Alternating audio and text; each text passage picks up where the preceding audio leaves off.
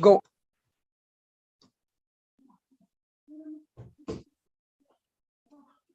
Good evening to all the delegates and our eminent speaker. Thank you for joining us this evening. I am Pallavi Sharma on behalf of Hetero Healthcare. Welcome you all for webinar on Introduction to Bempedoic Acid, non-statin lipid lowering agent in the management of uncontrolled LDL-C. Lifestyle disease in our country is on rise and surprisingly moving towards chronic. We at Hetero Healthcare have always been at forefront along with your side to deal with such ailments. This evening, our esteemed and experienced doctors will share their clinical experience on the subject. Before proceeding further, do let me take privilege to introduce our eminent panelists, Dr. Urman Dhruv, Dr. Jay Shah, and Dr. Sanjeev Phatak. Dr. Urman Dhruv has completed his MBBS from NHL Municipal Medical College with gold medal in pharmacology. He passed his MD from SAIT KM School of Postgraduate Medicine and Research Center, Ahmedabad, passed LLB from MN Law College, Gujarat University. He has successfully completed course on fundamentals of medical ethics in December 2018, coordinated by the Norwegian Medical Association. Successfully completed diploma course on hospital administration from National Institute of Labor Education and Management in 2004. He holds post as Director, Department of Internal Medicine and Diabetes at CG Hospital, Ahmedabad since 2003. I'm sorry to interrupt, Pallavi. You can cut down the introduction. No issue. Okay. No issue, sir. You can do it for all. Okay. And we have Dr. Jay Shah. He's a senior interventional cardiologist, Department of Cardiology, SCG Hospital, Ahmedabad. He's a founder, member, and vice president of Krish Heart Foundation. We also have Dr. Sanjeev Phatak. He's an MD Medicine, also done postgraduate diploma in diabetes management from UK, fellowship in diabetes from Oxford Diabetes Center, Steno Diabetes Center, and Jocelyn Diabetes Center. Over to you, Dr. Urman Dhruv. Thank you so much. I'm sharing my screen.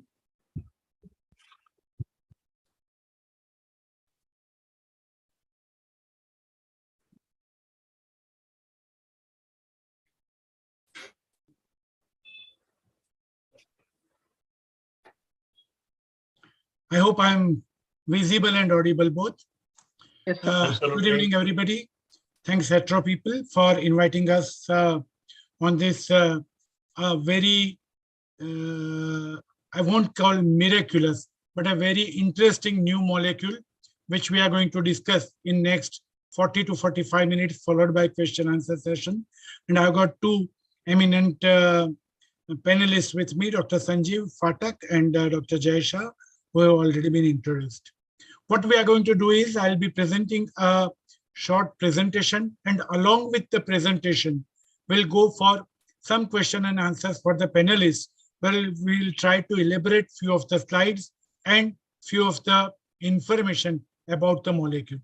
So these are, as you all know, very typical initial slides about dyslipidemia, which is very prominent in our setup, especially Southeast Asia, especially India. The desirable cholesterol level to maintain within acceptable limits is the target of every cardiologist, every endocrinologist, every diabetologist, every physician, and even every family physician. But it's very difficult to achieve. We all know that probably dyslipidemia is something which can be easily managed as compared to diabetes or even hypertension or even the stopping of smoking or even doing the exercise. Very easy to measure, very easy to titrate, and very easy to give the drugs which are reasonably cheaper, and yet we have not been able to achieve the control of dyslipidemia to the extent that we need.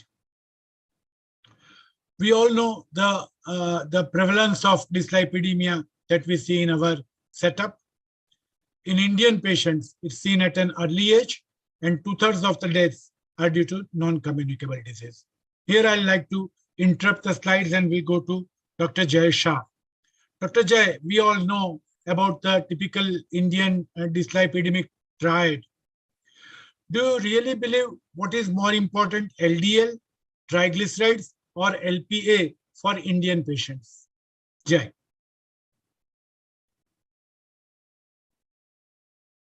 Jay, you require to unmute yourself. Yeah, I'm sorry, sir. So thank you for this opportunity, Hetero and Dhruv, sir. So in India, I think we are being affected by nature and nurture both.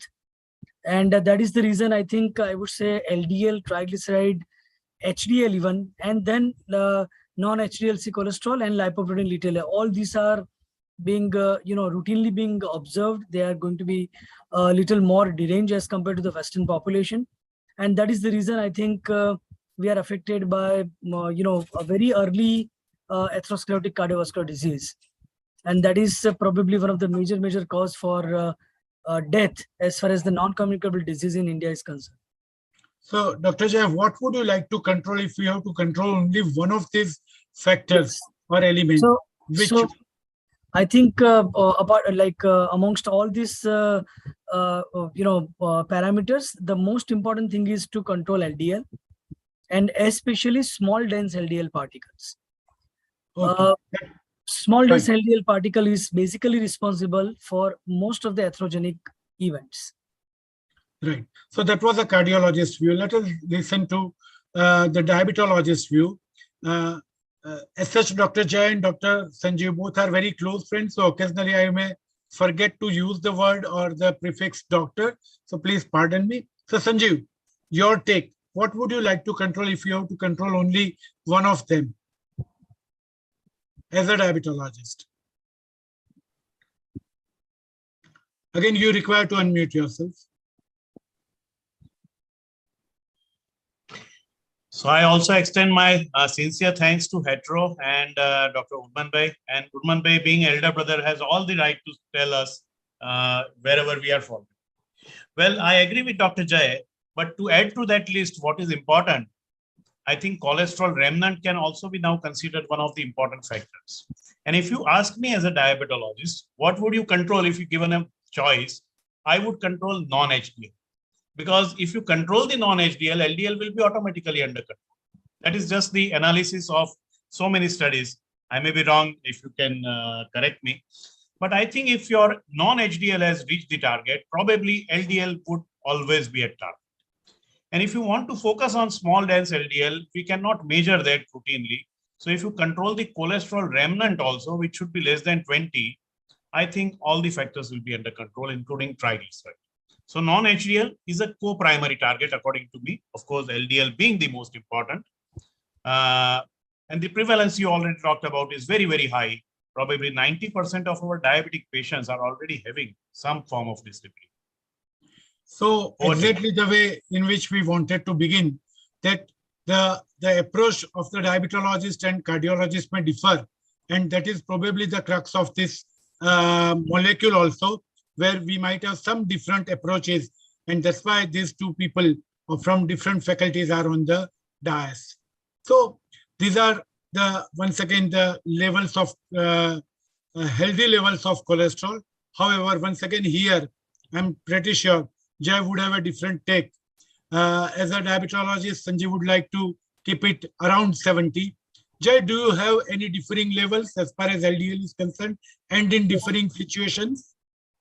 Yes, sir. I think now it has been confirmed, and it's a routine practice that it's better to keep LDL to less than 70 in almost, I would say, most of the cases, because we are having very, very low incidence of having a very low risk category of patients where the LDL level is around 100.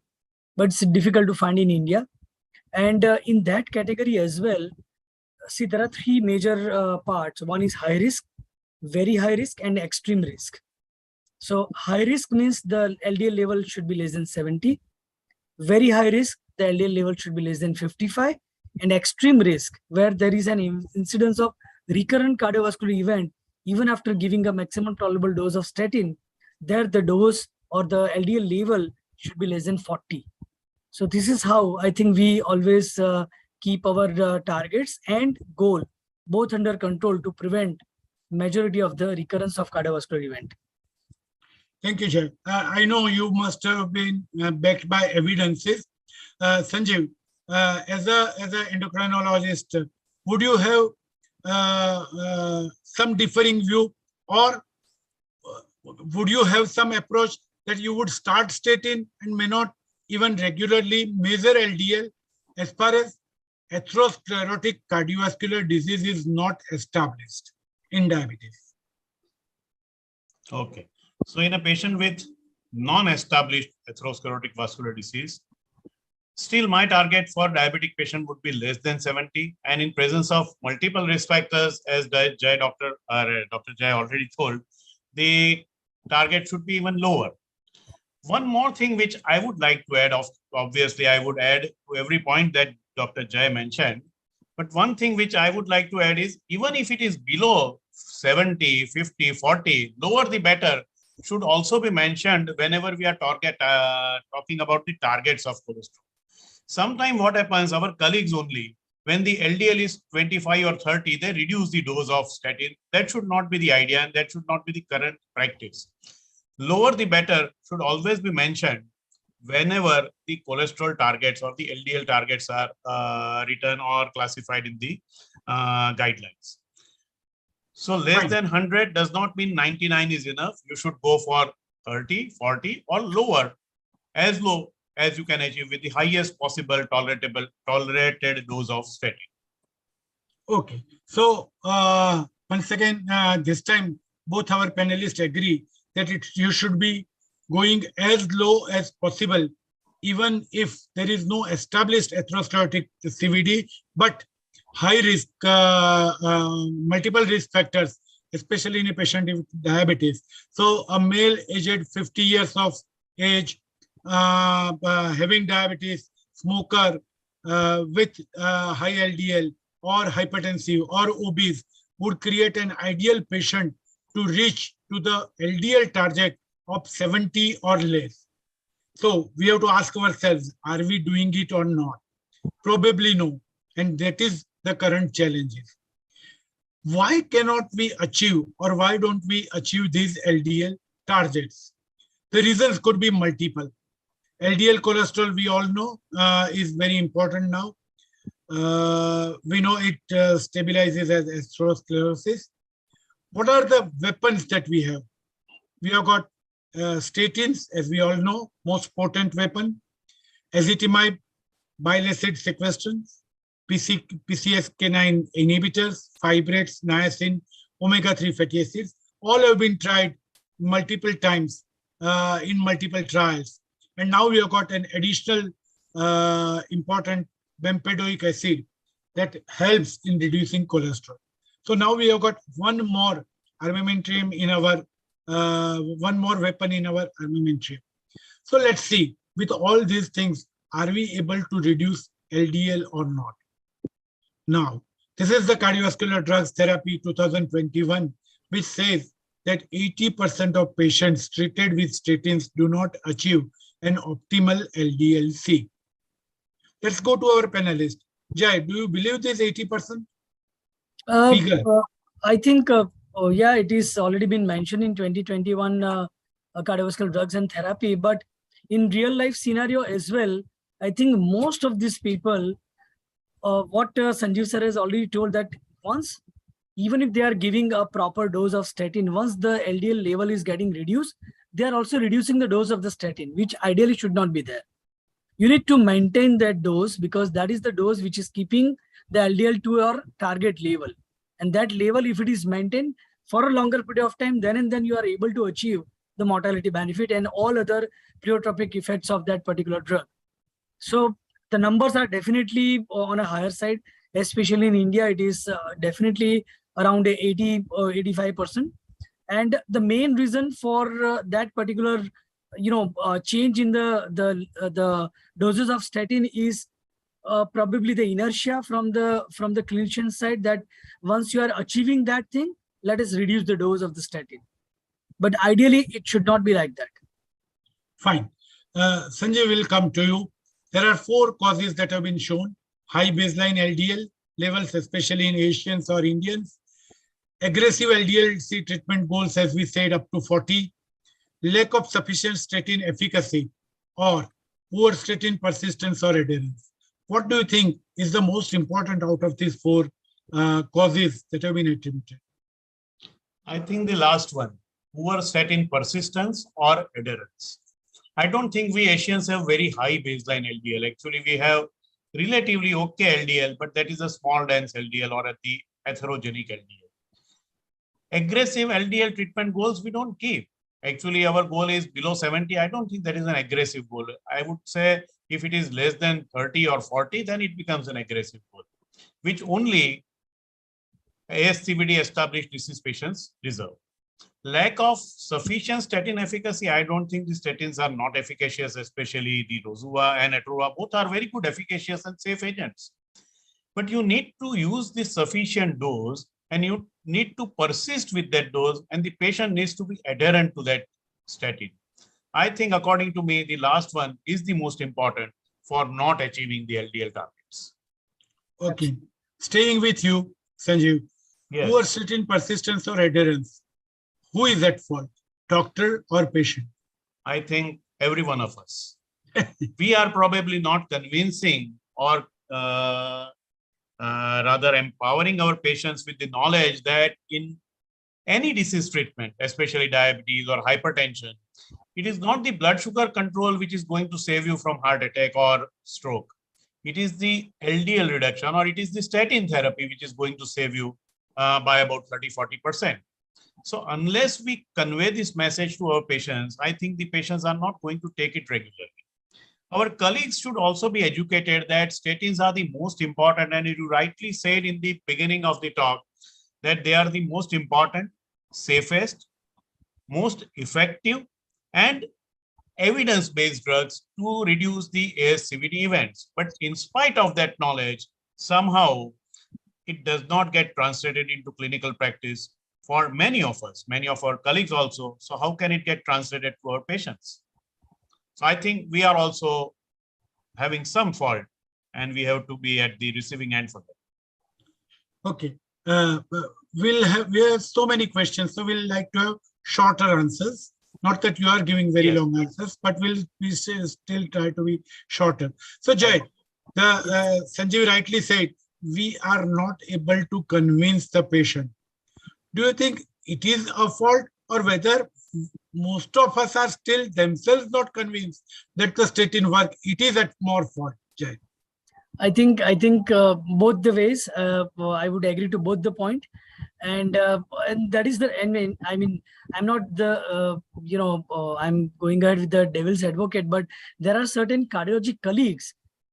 I mean, it's difficult to find, but sometimes they are also not following what the guidelines says, and that is where I think the whole debate comes, and it's so both are at fault. It's as Sanjeev sir has already told. But the most important thing is to keep the patient on adherence to that particular statin therapy, which is being tolerated maximally for that particular patient. So we have come to a conclusion. LDL less than 70 is highly required, especially in patients having multiple risk factors. Even lesser LDL is required if there is established atherosclerotic cardiovascular disease. Statins are effective, and it is we who are not convinced that reduction is necessary, and that is why we have not been able to transmit it. Let's go further. So there is a residual risk. Despite giving the highest amount of statins, the reduction of LDL may not reach to the optimal target level. Jay, we said 80% of patients do not reach target. How many of your percentages of your patients would not reach target despite highest possible tolerable statin doses? The percentage are really, sir, it's not that very high. To be very frank, when we are keeping a very strong follow-up for all these patients, they do come up with the proper doses, and by and large, they maintain their level. And I would say only hardly 15 or 20% of our patients, they are not falling into that category where they are not able to keep the LDL under that particular goal. Sanjeev, your take? Percentages of patients not reaching LDL despite optimum statins. I agree with Dr. Jay that 60 to 70% of our patients reach the goal and can maintain the goal if they are adherent to the dose which is prescribed. So I don't agree with this statement that only about 37% of the patients even with the moderate or high intensity, have goal not achieved. Fair enough. So, but that opens up a window of about 20% of patients where despite optimum or maximal optimal statin therapy, the LDL have not reached the target. And that's where probably this our new drug may be very much helpful. Neither in residual risk nor in non-adherence, but in patients where LDL-C targets are not reached despite the optimal statin doses. And that is the statin challenges. As far as statin intolerance or muscle weakness is concerned, we all three totally agree that this is a very small percentage of patients, 5 to 7% at the most, who do not tolerate statin. Once again, that is another window where the newer molecules may help. So we have got two windows. One is 20% of those patients who are not controlled up to optimal LDL-C level despite optimal statins. And number two, about 5 to 7 or 10% of statin intolerant patients. So that is where the need for a newer drug is there. So coming to that newer drug, bempedoic acid, let's look at the pharmacokinetics and mechanism of action. It's a drug used in conjunction with lifestyle modification and other agents for the treatment of refractory hypercholesterolemia. It's a class of lipid lowering agents. Oral tablet once a day, 180 milligram tablet is available, that is to be taken once a day. Why do you require to take it once a day? The reason is you can say it's T maximum, which is 15 to 24 hours. You don't require to repeat the doses, mainly plasma protein binding. Metabolism is reversibly converted into active metabolites and excreted mainly through urine. So that is basic thing that we need to say. Food has no effect on bioavailability. So the drug is easy to be taken once a day, anytime, preferably once in the morning or once at bedtime. We'll discuss about those two possible modes of ingestion. This is a very nice slide from the recent article, and that suggests where does this drug work. And as you can see here, through this chart, bempedoic acid at the top, you can see, unfortunately, my marker is not working. So bempedoic acid acts on ACVL1 receptors and gets converted into bempedoyl-CoA, which means the drug that we are putting in is basically a non-active substance which gets converted. And then it works at a step earlier. So we can divide this into two parts. Bempedoic acid, prodrug, in the liver and kidney, basically in liver, gets converted into bempedoic acid, and then it works at the citrate level, and ACSVL1 conversion prevents the effect on acetyl-CoA, and then it reduces HMG-CoA. Remember, statin work at a one step lower than the bempedoic acid. However, although it is working at a one step higher, it is not giving an additional advantage by its effect. Practically, both of them work the same way reasonably. And this is the same thing. It is believed that the drug works only in the liver and not in the muscles, and therefore does not cause any muscle symptoms or myopathy. Of course, once again, statins are not causing myopathy because they work on muscles. So that argument also does not hold true. So now, is it an approved drug? Yes, it's an approved drug. First approval in USA in 2020, 2 years back, and has been approved as an adjunct to diet, maximally tolerated statin therapy in 2 specific indications. Heterozygous familial hypercholesterolemia, which we see reasonably less in Southeast Asia, and established ASCVD. These are the 2 places where it has been indicated. Let's come back to our panelist. So this is all about the drug that is being available and would be available very soon in India also. I think it is already available. So we'll go to Dr. Sanjeev first. Sanjeev, we look for 2 windows, 20% of those who are not controlled and 5 to 7 or 8% of patients who are statin intolerant. Do you believe this would be a very important addition to this group of patients with or without ezetimibe or with ezetimibe? Yes, I think it's a good drug, no doubt about that. And since there are about, as you already told, that about 25% of the patients who, despite statin therapy, cannot achieve the goal. Either they are intolerant or their statins highest dose is not giving the enough LDL reduction. So definitely, as you told, there is a window of opportunity for bempedoic acid there. But before that, obviously, I would like to use ezetimibe, which already has a cardiovascular outcome evidence with IMPROVE-IT trial. So statin plus ezetimibe, if the target is not achieved, then I would definitely think about bempedoic acid. Or in patients who are not tolerating statin, I would start bempedoic acid plus ezetimibe. But that, according to maybe maybe less than 5 or 10% of my patients. Jai, your take? I think perfectly being told by Sanjeev sir that this is where I think we should put all our patients into the perspective. And first and foremost thing is to keep them on definite dose of statin, which is required for that particular patient. If not achieved, then these are the two indications where you can always give, but always start with first ezetimibe because it has already been proven in IMPROVE-IT trial. And now we have bempedoic acid as well.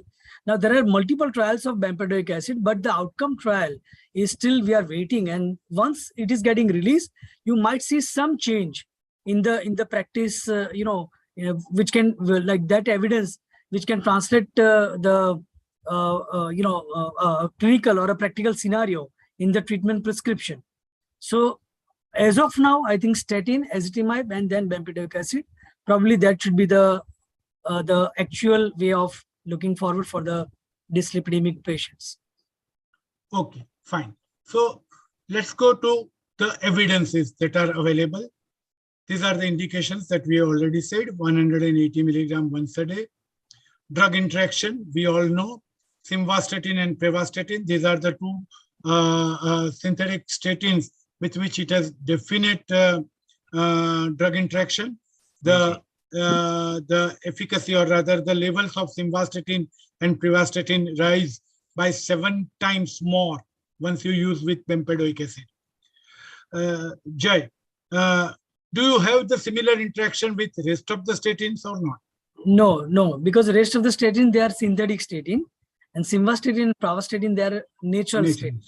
So that is probably the major reason why it is producing more of a drug interaction with simva and prava, and not with rosuva or maybe atorvastatin. People might come up with a combination of these two drugs, maybe rosuvastatin with bempedoic acid. You might see it in near future. Yes, if the clear outcome trial is positive, yes. Definitely. Yes. Yeah. Sanjay, one more thing. Statins are known to produce new onset diabetes. Of course, it is not a side effect. As we all know, it is simply more or less we can call unmasking of diabetes, which was bound to come even if statin was not given. Do you think bempedoic acid working on practically the same steps could have the same results, or you believe that it must be reasonably safer than the rosuva and atorva? No, I don't think, but at present we do not have any evidence. And since the drug works almost through the same route, one step ahead of statin, so I don't think there is any reason to believe that this drug would also not cause new onset diabetes. And in spite of increasing the new onset diabetes, statins have been proven to have a benefit compared to risk, which is much in favor of a statin therapy compared to not giving statin. Right. So same way, bempedoic acid may likely to come out with a certain few new onset diabetes, but if you are reaching LDL targets with the help of these drugs, probably the benefit would be more than the risk. Pregnancy and lactation should not be used. Pediatrics, safety and efficacy has not been established. Then what are the problems with the drug? Two important issues with the drug, and that we must remember. One is hyperuricemia. It can increase the uric acid level. The studies have shown it increases by 1 to 2%, but still there is a safety warning that one should not use it or use it very, very cautiously in patients having hyperuricemia. So that's number one. And number two is the tendo Achilles rupture. That is also likely to happen.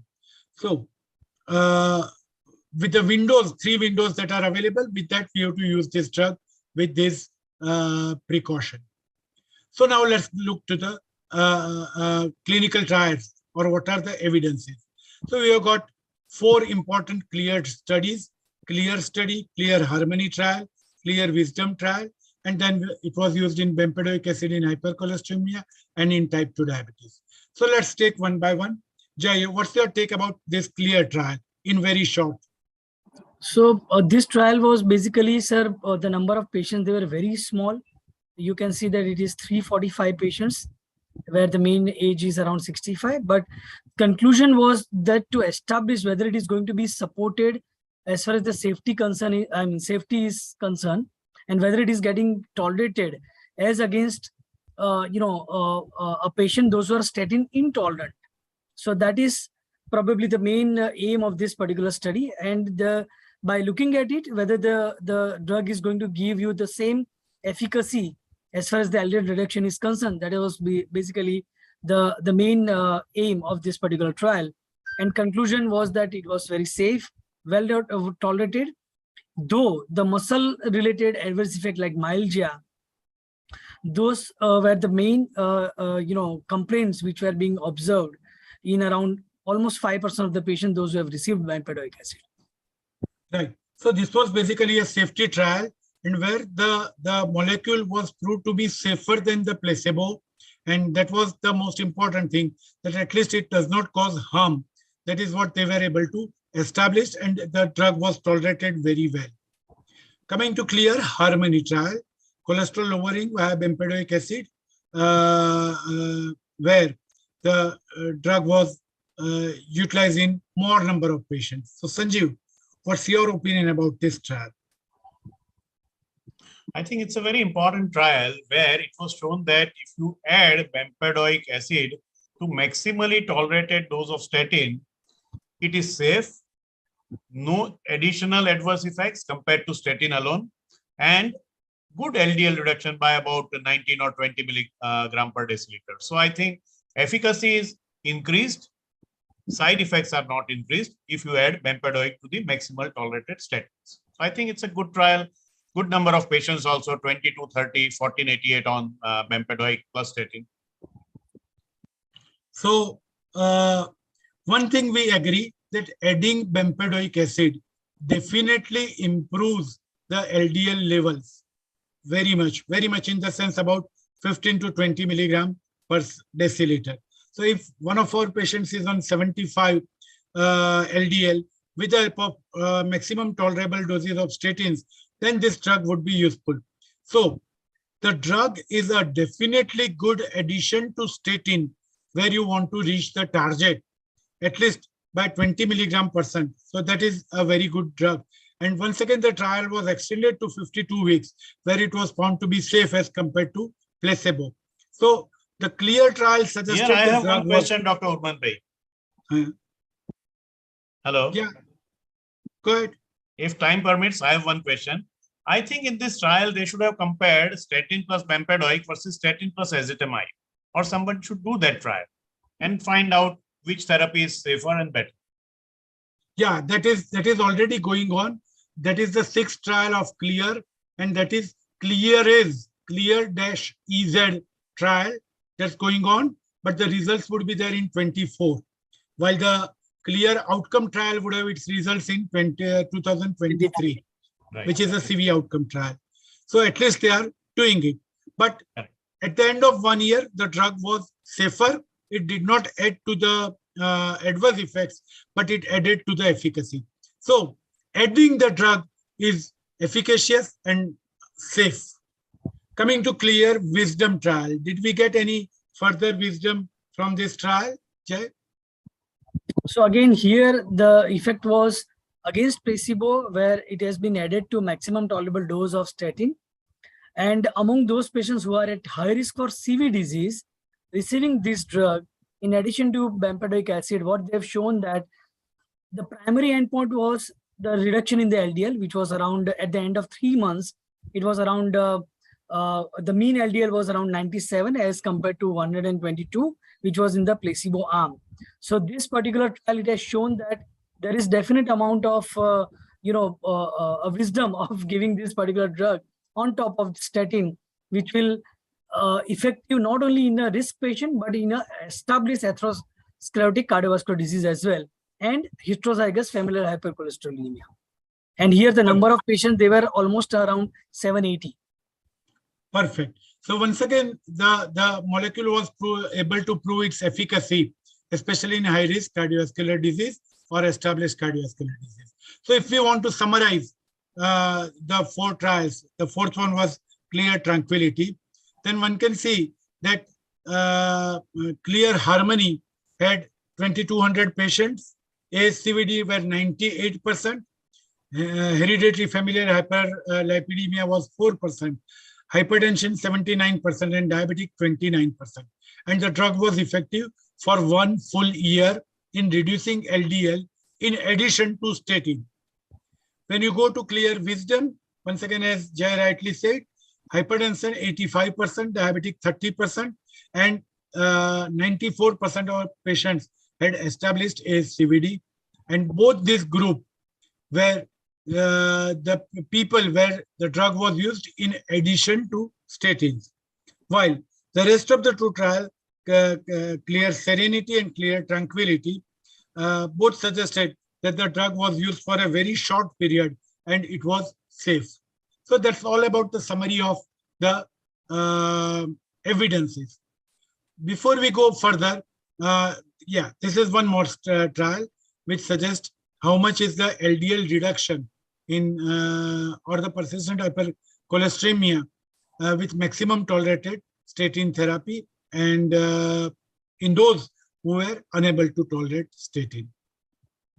This is one more trial, Bempedoic acid in hypercholesteremia, where it was used 180 versus placebo, and percentage changes were looked for in 1,200 cases, and it was significant, that is 20 to 25 milligram % reduction of LDL. And this was the last one, Bempedoic acid in type 2 diabetes, prediabetes, and normoglycemia, and very significant number of patients. So Sanjay, what's your take about this trial? I think, again, this trial also showed that it was effective in reducing the LDL. And one positive thing that came out in this trial was there was no worsening of the glycemia in the diabetic patients. So that was a positive thing for a diabetes patient, that at least till now, we do not have any negative evidence as far as worsening of the glucose control is concerned. Right. So we are at a stage where we have looked for the evidences, and evidences suggest that the drug is effective in reducing LDL cholesterol by 20 to 25 milligram % in addition to what statin does. We do not know whether it does it in addition to statin plus ezetimibe, because the trials are not there. But only when you have given maximum doses of statin, then the addition of this drug is definitely adding to the efficacy. Number 2, the drug is reasonably safe. It does not add to the myopathic problems with statins. It does not add to the new onset diabetes for the time being. Yeah, it causes hyperuricemia, and we have to be careful about it. So these are evidences. If you combine all the cases that are, or all the number of patients, it hardly reaches 10,000, which is reasonably small. But the duration of 2 of these trials were 1 year, which is significant. So now let's go back to our panelist, Jay. These were evidences. What do you think would be your experience? What do you expect from the drug? Are you going to try it in which patients? And what do you expect? Yeah, so till now, I think, sir, I've tried in around 8 or 10 patients, odd patients of mine, where the main the reason of uses of this drug was, one, patient was not able to tolerate statin. So I had to reduce the dose of the statin and then add bempedoic acid. And second was that the patient was having non-achievable LDL even though there were only 2 patients where LDL was not under that particular target level, where I had to add this particular drug. But in both this scenario, I have added first ezetimibe. After that, after maybe around 4 weeks, I got his lipid profile done and it was still showing LDL of around 61. So I had to add bempedoic acid to that particular patient. Otherwise, I'm just waiting for those patients to come under follow-up after maybe 6 weeks. That is the minimum period what we are giving. And ideally, after giving this bempedoic acid, you need to repeat the lipid profile after 12 weeks. That is 3 months, because that has been shown in almost all the trials that is the minimum period one should give this drug, so that you can achieve a perfect dose of, perfect reduction in the level of LDL, which is being there in the range of around 40% on top of the statin therapy. So if you look at the overall LDL reduction, that will be an addition of around 20% from the statin benefit group of drugs, where it has already produced a substantial amount of reduction in the LDL level. So the experience as far as the cardiologist is concerned says that the drug may be used to reach the LDL target if you have not been able to reach with statins and ezetimibe. That's number one. And number two, statin intolerant patient, which may be a very small number of patients for the time being. What is your definition of statin intolerant, Jay? Statin intolerance means, sir, when we are giving statin therapy, if the patient is not able to tolerate the drug after, say, 14 days of therapy, that is 2 weeks of therapy, and how do you know it? Only through symptoms or documentation? If the patient is having symptoms in form of extreme amount of weakness, that is profound weakness, especially involving the calf muscle and the thigh muscle, then you might get a CPK or a creatine kinase done. And if it is showing a rise in the level of that particular enzyme, then you are very sure that the patient is not able to tolerate statin therapy. Sometimes, and unfortunately, some of the learned patients, they go and Google these things, and then because of that knowledge of having a side effect of myalgia, they also come up with some of the this type of reasons that they are developing these symptoms. But ultimately, when we get the CPK total or SGPT done, both are coming normal, then it is our job to convince them to continue with the statin therapy so that they can get a better LDL reduction. And another important point which we must understand, that by reducing LDL with the help of statin, you are not only achieving mortality benefit, but you are achieving a good amount of plaque stabilization. And that plaque stabilization is something which is the area of concern for all the cardiologists or all the clinicians. Because once the thin cap fibroatheroma is getting weakened and produce vulnerable plaque rupture, that is where the coronary events or the acute coronary syndrome develops. And by giving this drug, you are going to stabilize the plaque, and that is where I think the whole armamentarium is targeting. And here also I wanted to put another one important point, that you should not forget the role of PCSK9 inhibitor as well, because this is a molecule, or rather a monoclonal antibody, which is in form of evolocumab and alirocumab, which is available. And this evolocumab is basically reducing LDL in first 4 days. These 4 days, the LDL reduction is in the range of around 60%. And not only that, it is been proven with the help of intravascular ultrasound and OCT trial in Japanese patient and in Chinese patient, that there is substantial reduction in the level of lipid core, as well as there is an increase in the level of capsular thickness for that lipid core. So the thickness which is covering the lipid core is getting increased at the end of 3 weeks after giving this therapy. Even though bempedoic acid or PCSK9 inhibitor, they do not have any clinically event-oriented trials or data available, both are almost same. The bempedoic acid is having a cost benefit. PCSK9 inhibitor is having a data evidence, which is showing IVUS and OCT proven data of having reduction in the plaque volume and the plaque stabilization. So this is where I think we should not forget the role of all these 4 molecules which are going to be utilized in all our dyslipidemic patients. Okay, Sanjeev, what are you expecting from the molecule and where are you going to use it? And number 3, what is your definition of statin intolerance? So I'll answer the second question first. Statin intolerant, Dr. Jay rightly said, after 2 weeks of statin therapy, if there is extreme muscle weakness or muscle pain, especially thigh muscles or calf muscles, sometimes shoulder muscles. These are statin associated muscle symptoms, not necessarily myositis. If you want to document it, you can get CPK done, otherwise routinely it is not required. If patient really has these symptoms, the first thing I will do is change the statin, reduce the dose, make an alternate day statin, change from Atorva to Rozua, sometimes changing the brands also. So that helps in a number of cases. The second option is you reduce the dose of statin and add an acetamide. Again, Sanjeev, go back to the alternatives again, one by one. Yes.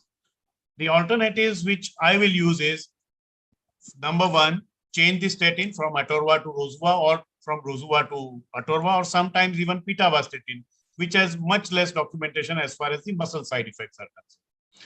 The second option is reduce the dose of statin and add acetamide. That would increase the efficacy of statin as such. Third option is alternate day. Fourth thing I would do that, not fourth, but before all this, I would supplement vitamin D and sometimes coenzyme Q10. It helps or it may not help also, but they are safe. So these are the things which I would like to do. And if still the patient cannot tolerate the statin, then definitely now we have an option of using bempedoic acid.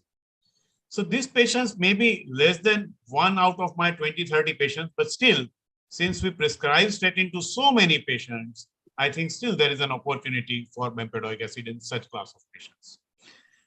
What was your first question? Where are you? What do you see about the molecule? Future of the molecule? I think I partially answered that. Probably this molecule is going to be more important for established cardiovascular disease patients where you want aggressive lipid lowering. And there we can use this as an addition added to the statin as well as acetamide.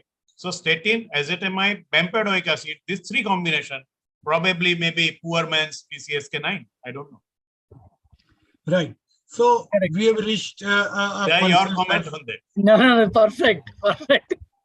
This is probably going to, and that is the reason I think I should not say here, but DRL people, they came up with bempedoic acid as well. So I think you should promote it as poor man's PCSK9, the combination of these 3. Right. Both have got the same important indication FDA approved.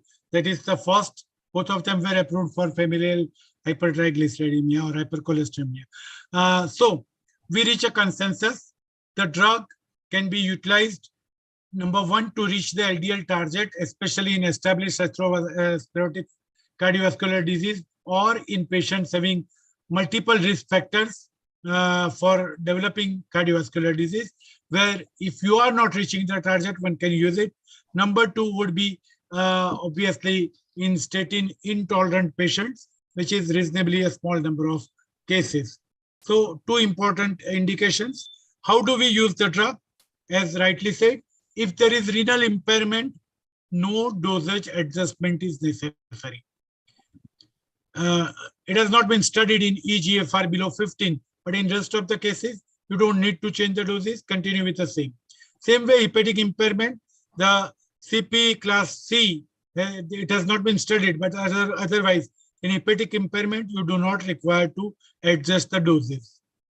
What do you need to monitor? Obviously, serum uric acid when clinically indicated.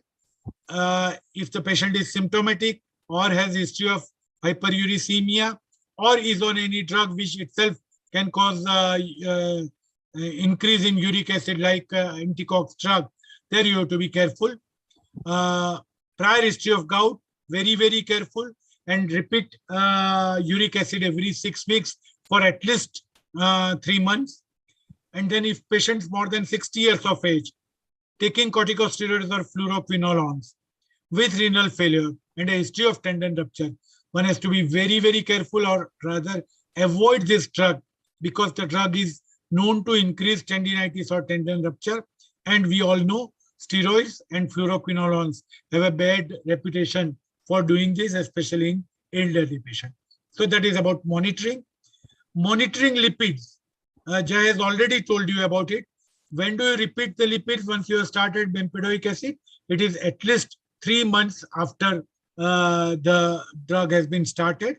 So continue the drug for 3 months and then go for it, whether it is given with statin or without statin. And the last thing is discontinue if there is tendon rupture or if there is